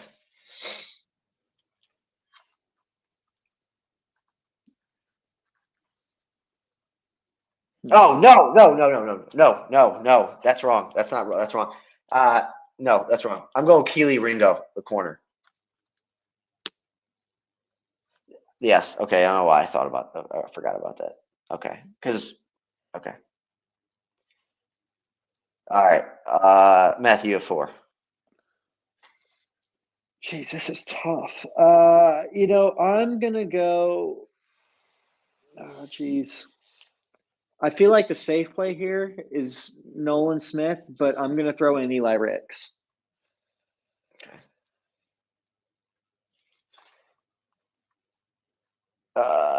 Matt, you can 5 us. Also, do you agree with that ranking of Ringo is better than Ricks? So I have both of them on my list, obviously. I had Ringo 6th and Ricks 7. So, yes, I do have Ringo higher.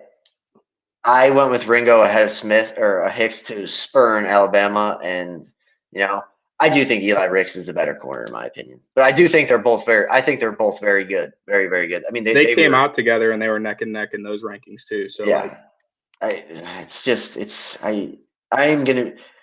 want you guys to be aware that when we talk about Ohio State games next year, every touchdown that gets thrown on Ohio State, I'm going to lose my mind because Eli Ricks could have been guarding that guy. So I like Eli Ricks at 4. I love that. Matt, 5. I got Brock Bowers as my number 3, so I will put him at 5. Matthew, what do you think about that? It's a little higher than I've got him, but it makes perfect sense. I'm all in on Brock Bowers at 5. Just I had him at 6. So I mean, who's Stetson Bennett gonna have to throw to next year? Him, Bowers, and then what's his Matt's favorite receiver in the history of football. He's gone. Yeah, I know, but he's gone. Yeah, so I mean, and they lost they lost Burton too to Alabama. All right. Well, all right. 6. And still, I mean, we should be pretty lock and lock all the way down. I did have then I'm going to go with Nolan Smith at 6. Then I think we passed him up with. I had him at 5, but I like Brock Bowers 5, so I'm fine with Nolan Smith at 6. I think that's.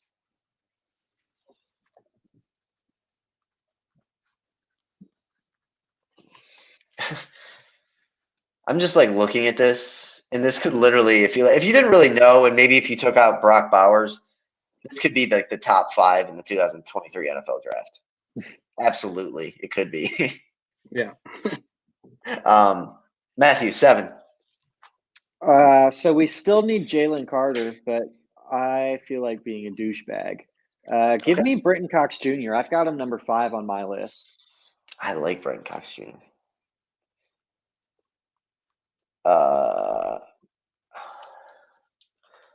Except he used to go to a terrible school, so that sucks. Nobody likes North Dakota State. Did he go to North Dakota State? I thought he went to Georgia, but I could be mistaken. Maybe I'm thinking of someone else. I might be thinking of someone else.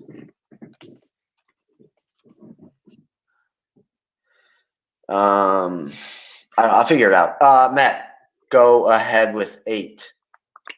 All right. I am going to go with another Alabama edge rusher. I got Dallas Turner. So I pose this to both of you guys. With obviously Will Anderson coming back, I don't, and this is nothing against Will Anderson. I don't think it's going to be like physically possible for him to have better numbers next year because I think teams are going to double and triple team him. So I do not think he will have better numbers. However, I do see then a guy like Dallas Turner or even 200 is coming back right as well. Mhm. Even some of those guys get more star play like next year just because they're going to be so focused on Anderson. And they should be because he's really, really good. All right, at 9. At 9, who do I have? You know what? I'll do it. I'll do it. I'm going to go with B.J. Ojulari, LSU, defensive end. I had to get an LSU guy in there. So are you guys more cheering for Brian Kelly and LSU to do well and be competitive, or are you more hoping for a disastrous downfall? Matthew. Okay. Matthew. Selfishly, I want the downfall. They're our SEC West rival. And I can't stand LSU. So that being said, the videos of him dancing have been pretty funny. So I could go either way, but I'd like to watch him lose a whole lot. Matt? I should want him to succeed, being a former Notre Dame guy, but I would actually love it. You shouldn't want him to succeed. Then I'm on the right path because I want the downfall. I want to see him do terrible and Marcus Freeman do extremely well and just shove it in his face. So I think nothing would be more funny is if in like 2024 in 2 years we're in this spot and we're talking about how many games until Brian Kelly's actually or how many games till he's fired. He's already on the hot seat. So I need LSU to be in turmoil at all times, just all times, because they always drop the ball. 10, Matthew. Give me Gervon Dexter. I've got him 7 on my list. All right. I might just keep taking Florida guys just to make sure they get picked. Well, hey, that next year, if we're still around next year, that could be a strategy for next year to get your name out there because we all know the only thing that really matters at the end of the day is the top 50. So this is our time. If some players out there want us to be mentioning their names, here's my Venmo. Yeah. Matt, 11. All right. I'm a little surprised you went with an LSU guy and didn't go with this guy, but I have to get Kayshon Boutte on there. Mm-hmm. Yeah, I've got him at 11 also. Okay.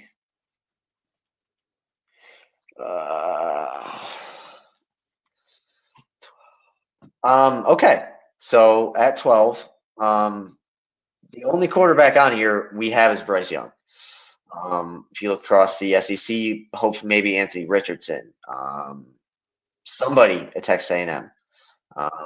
But the only real proven guy we have come back is Stetson Bennett.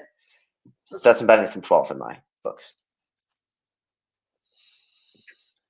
And if we're just judging him off of the last game he played really well.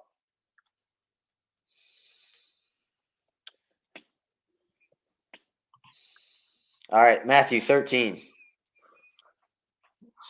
The thing is, I know this is going to be my last pick too, so I'm between like 3 guys. It's either going to be Bumper Pool, Jason Marshall, or Anthony Richardson. Oh, geez. You know what? Actually, give me Cam Smith. I like that one. The weirdest thing about Anthony Richardson is he could vault all the way up to like number 3 this year, I think, is the third best player in the SEC. I think it's going to be hard to overtake Anderson or Bryce Young. But I mean, if his physical gifts are all there and and like this was the good coaching hire, I mean, he could vault up those rankings very quickly. So, I would like to see Anthony Richardson have a good year. At 14. 14 is my last pick too. I have two guys, not 3. It's still in my top 10 that I haven't gotten on here. Okay. But I almost don't want to take them because they're on Alabama, and I want to see more guys from non-Alabama teams make it. I'm going to go with edge rusher out of Auburn, Derek Hall. Okay.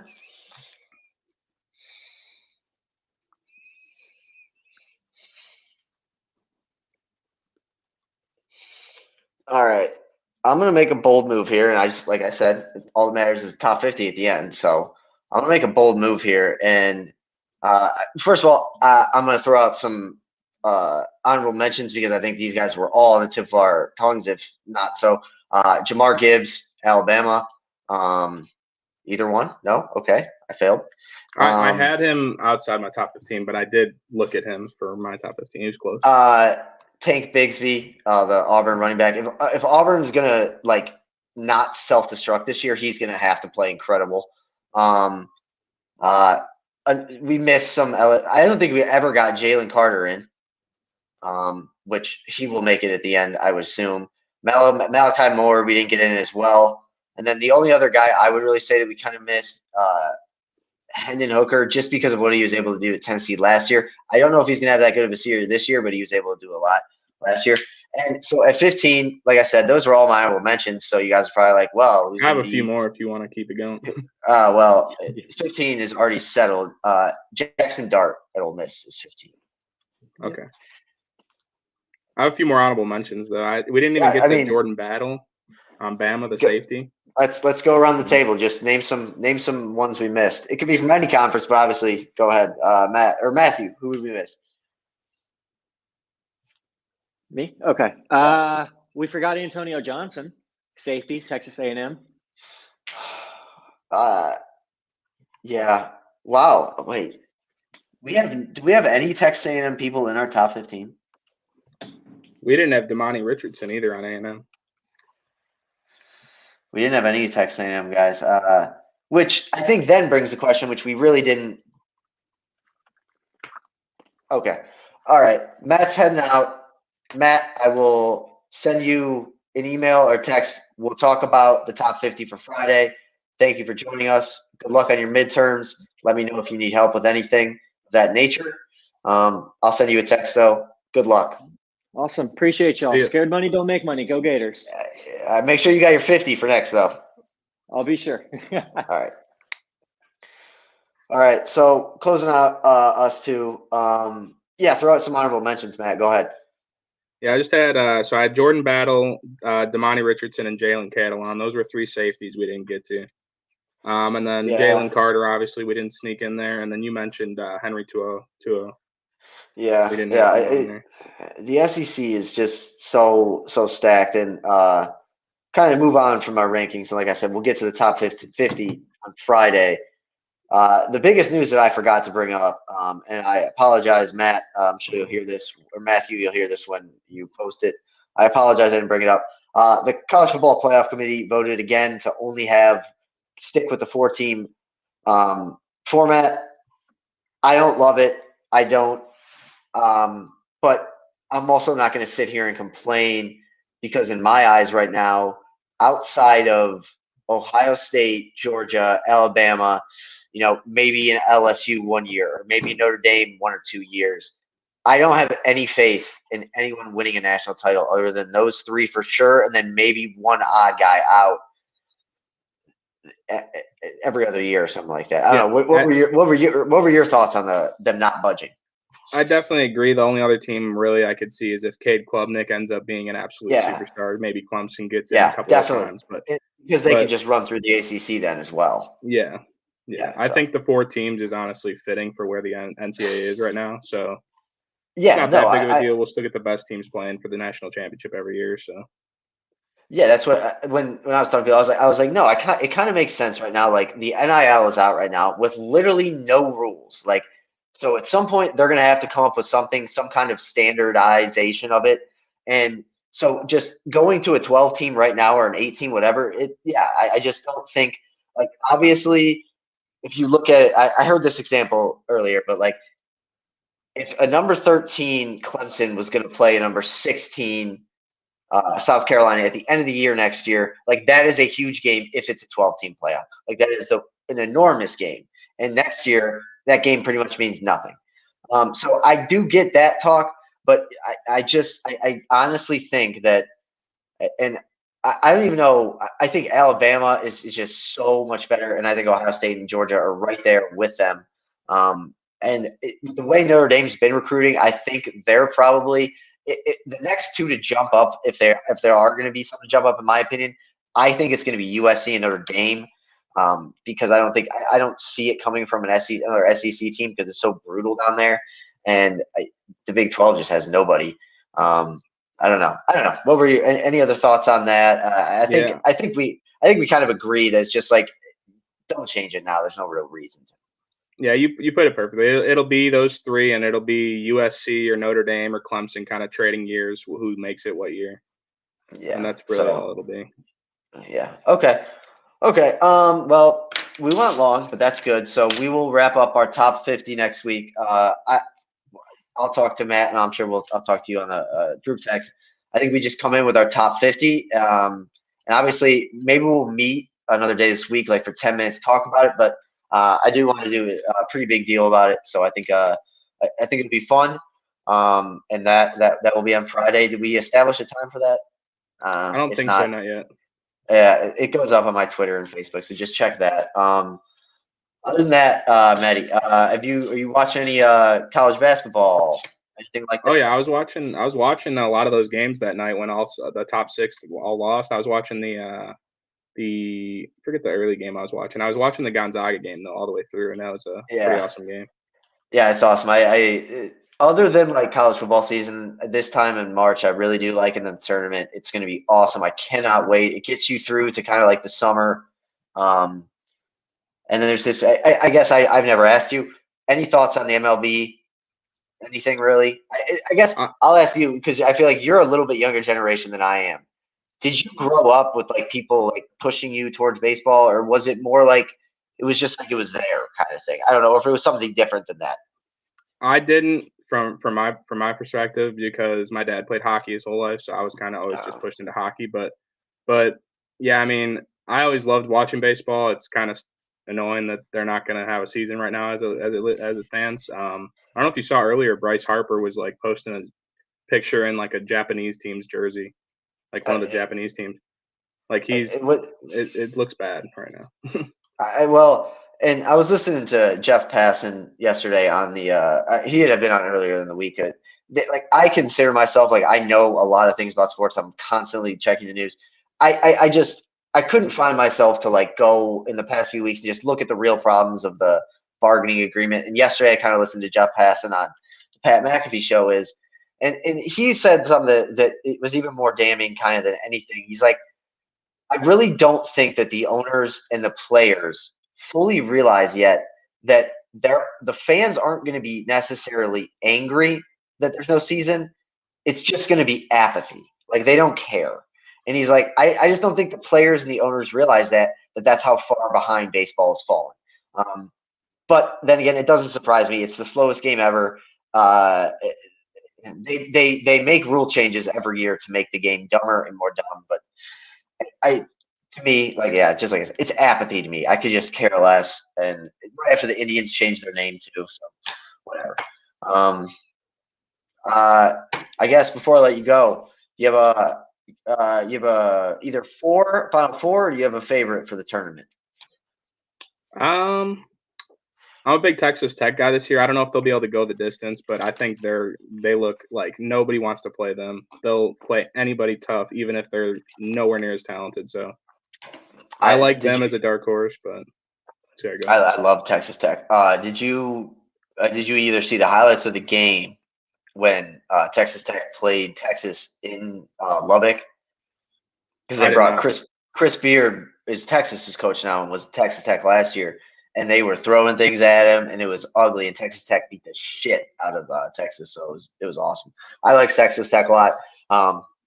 I think it's going to be a good season. I think it's going to be coming down to awesome. North Carolina's finally kicking into gear a little bit. They're playing right now. They're probably down by 100, but that's fine.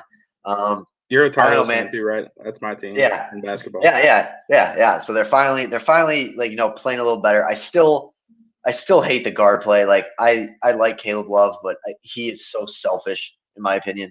But hopefully they can finish strong, and then we may not have a show for after Friday for the next 2 weeks, because if North Carolina beats Duke at Coach K's last game in Krzyzewski Indoor Stadium, I may die of happiness. So I think that would be the greatest thing. I like the North Carolina could go, like, they could flame out, not make the turn. If they beat Duke, even next year they could suck. If they beat Duke in Coach K's final game at Krzyzewskiville, nothing will ever be better than that. But it's also good to know that I have another Tar Heel fan with me, and I'm sure I will be communicating with you on Saturday about mental preparation for the game, because it's a big part of it. But anything else, man? If not, have a good week. Let me know if you need anything, and if not, we'll get the time dragged out on Friday, and we'll get back on here on Friday and release our top 50. So, any last words, my man, Matt? Sounds good. And no, I can't wait for it. Can't wait till Friday. You can go Irish. Go Irish. Get out of here. Okay, right here. Let's rock.